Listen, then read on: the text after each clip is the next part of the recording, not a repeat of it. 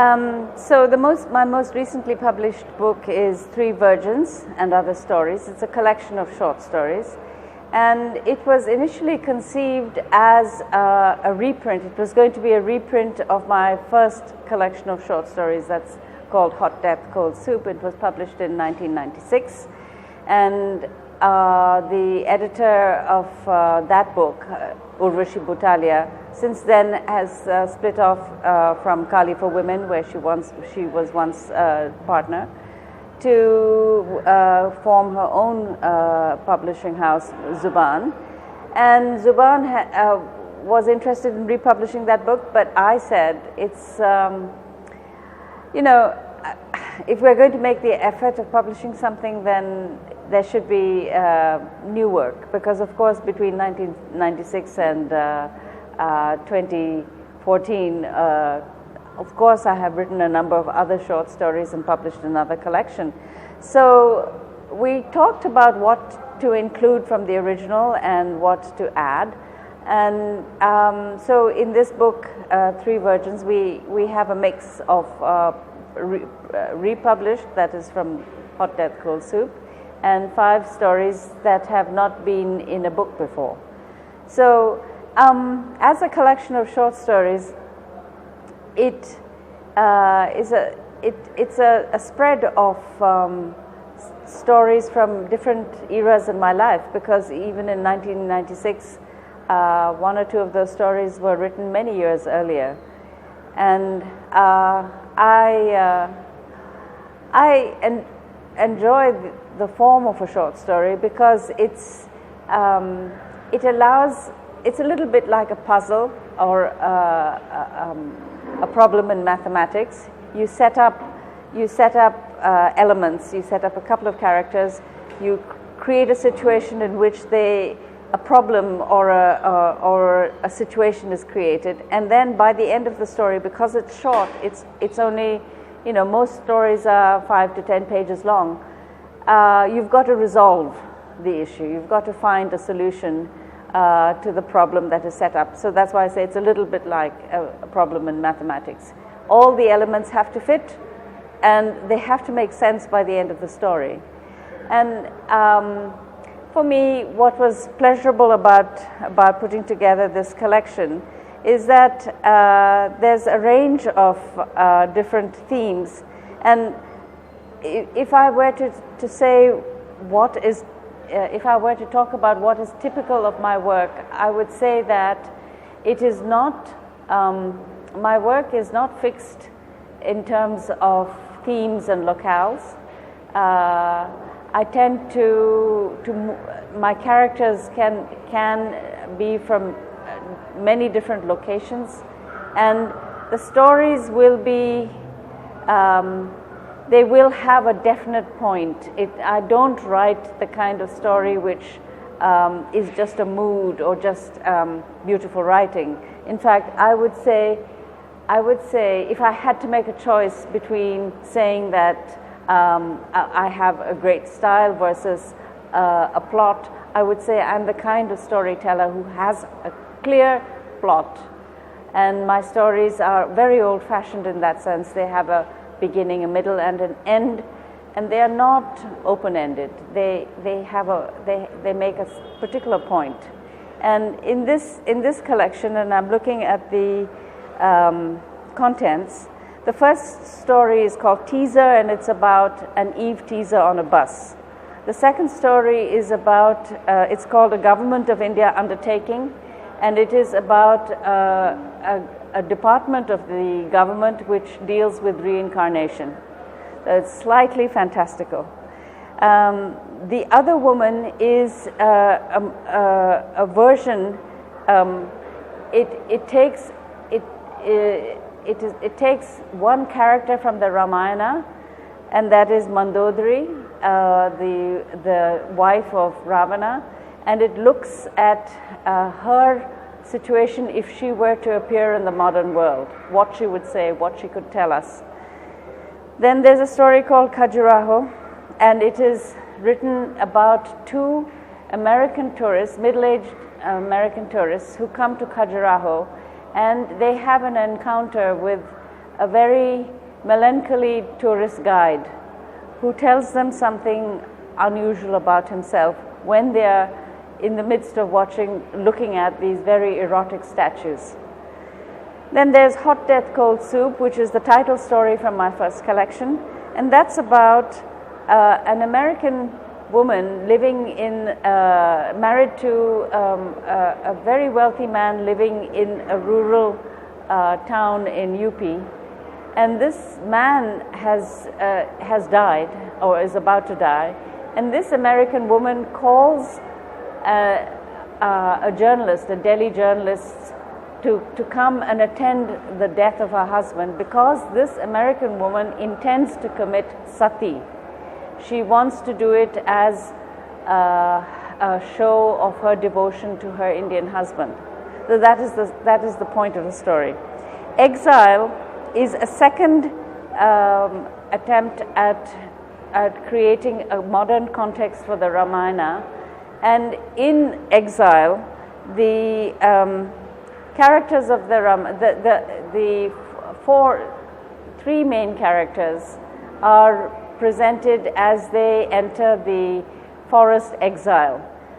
The switch in this story is that all the characters of the original Ramayana are presented in gender reverse. So the character that we know as Ram in my version is a woman, and he's traveling with his sister and his and in this case, because it's a woman, the husband of, and it is set in a future time. And the point of these two stories, The Other Woman and Exile, because they're both about the Ramayana, they were both written for a collection called Breaking the Bow, which was intended as a collection of short stories about the Ramayana written in science fiction or literary, a kind of literary interpretation of the myths, but with speculative fiction elements. Then there's The Strength of Small Things, which was in the original collection, and it is in the first person of a man who, as we understand in the course of the story, he made an attempt to murder his wife for dowry, but as we enter the story, we realize that he was caught in the act.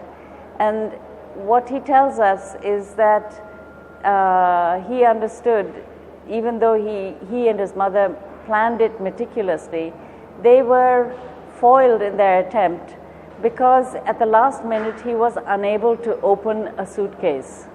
And that is the point he makes, is that even the best plans can fail because of very small things, a tiny resisting lock, and the voice of his child wakes up. His child wakes up because of the smoke, and she begins to scream. And again, a very small person is able to cause the entire plan to break down. And I think the point I'm trying to make is you don't have to be big and powerful to have an effect. Very small things can change the course of fate. Then Stains is a story about a young man, an Indian living in the US, who has an American girlfriend, and he invites her to meet his mother. And in the course of the story, this girl, she's not sure that she's not comfortable in his mother's house in the US, and she is very conscious that the mother is a traditional Indian mother and that she doesn't approve of this girl. And in the midst of the story, the girl begins to bleed, and she leaves a tiny stain on the bed sheet, and the mother wants her to wash it not in the regular washing machine but downstairs in the cold basement. And this story turns on the subject of menstruation as a hidden theme, because it is hidden blood and it belongs to a traditional past where women were forced to hide the events of their body. And this insistence of the mother to to continue this practice of hiding the blood, causes this girl to have very serious second thoughts about her romance. And then we come to the last two stories in this collection. The second last is called Feast. It is one of my more recent stories, and it is about a European vampire visiting India for the first time. He is coming to India for the first time, and he finds it a fascinating place because people are not, he finds people, the people whom he connects with on the streets and at night, he finds that they are strangely, how should we say, I don't want to say unafraid, because it's not even that they know what they don't know that they need to be afraid. He seems to be a genteel, very wealthy and sophisticated man, and when he takes their lives, they don't resist, and he finds that hard to understand, and he has great success. He's in Delhi. He finds great success in finding victims because he finds that there are in the first place so many homeless people, so many people who are leave themselves open to attack on the streets and in lonely places, that he overfeeds himself, and little by little he begins to find that he is starting to lose his abilities as a vampire. Because the point I make is that a vampire is a creature that exists within the Christian world. That is, you have to be a believing Christian to believe that a vampire can be vanquished by the cross. And if you live in a culture that does not have that kind of monotheistic faith and believes in reincarnation, then there's no real end to the concept of vampirism. It begins to wander away from the strict definitions of a monotheistic religion, and he begins to.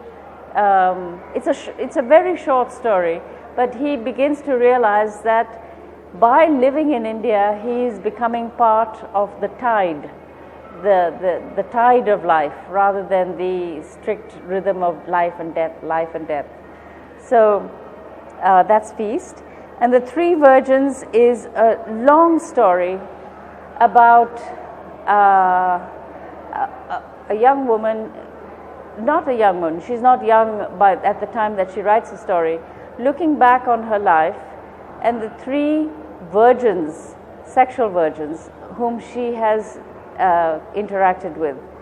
And it is a long examination of what it means to be, what innocence means, innocence in a sexual sense and in an intimate sense means as one goes through life, and how we misunderstand in many ways what we lose or what we gain through sexual experience. I wouldn't say so. I approach stories, especially short stories, I approach them as a series of challenges I place to myself. For instance, a Khajuraho story. It began with an incident that actually happened. My sister and I had gone to see the temples in Khajuraho, and while we were there, we interacted. Our guide was a very troubled young man. I mean, he was a very good guide. He was extremely conscientious, and I mean, he took us from each temple to the next, pointing out in very great detail the various erotic positions and what was being done to whom and what it meant and all the symbols. He was a very good guide, but we couldn't help wondering. And later he told us that he'd been at Khajuraho as a tourist guide for 11 years. And we couldn't help wondering what it might do to a young man to be describing sexual behavior every day, day after day, to hundreds of tourists. How would it affect his life? And at some point my sister asked him, assuming, because Indians so frequently do get married young and they have arranged marriages, she asked him, so are you married? And he stammered and went silent, and then in great pain told us no, he had tried to be married, but his wife left him after 2 months. And the three of us realized that we were witness to a human tragedy of great proportions, but there it ended. The story ended there. We couldn't go further with that story, So this happened many years ago, and I've never forgotten the poignancy of that. So I changed many features, but the one feature I haven't changed is that tourist guide was a real person. It isn't my primary format. It's what I do. It's a bit like if long stories, a novel is the main feature, then short stories are the little like commercial breaks. It's the ideas one has which don't have novel length, but which are still, I feel, are still interesting enough to last for a few pages, and have like an anecdote. They're intended to be short, pithy, and make a quick point, a bit like a joke, a bit like a newspaper story, in the sense that they are intended to create an interest in some subject or in some event that might connect with a lot of people. I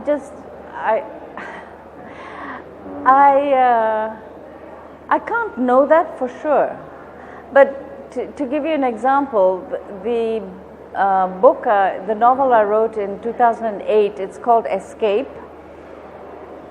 I had the original idea for that story maybe 20 years before writing it. And that is one of the things I do. I keep ideas for a long, long time. I don't give up on ideas. Sometimes I will start work on a particular story and maybe it's not working, but I won't throw away the idea. I might reuse it somewhere else. So for Escape, the original idea was intended, I intended to write it as a newspaper middle, just 500 words maybe. But every time I tried to write that, the concept as a middle, it didn't work because I kept wanting to say more. And ultimately, and the point of Escape is a novel in which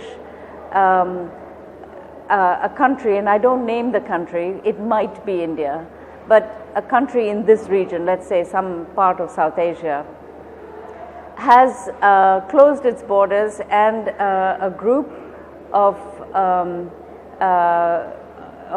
men who call themselves the generals have exterminated all women. They have removed women altogether and created a domain which is entirely composed of men. And when we enter the story, we realize that just one little girl remains, and the novel is about what happens to that little girl. She's being kept hidden by three uncles who have cared for her and protected her, but they realize that they will not be able to protect her for much longer. So they decide they have to get her out of there. The novel is about her escape. And that was intended, this is to go back to your question, that was intended as a middle, and I couldn't contain it within a middle. I kept wanting to add. So when something grows, it just grows.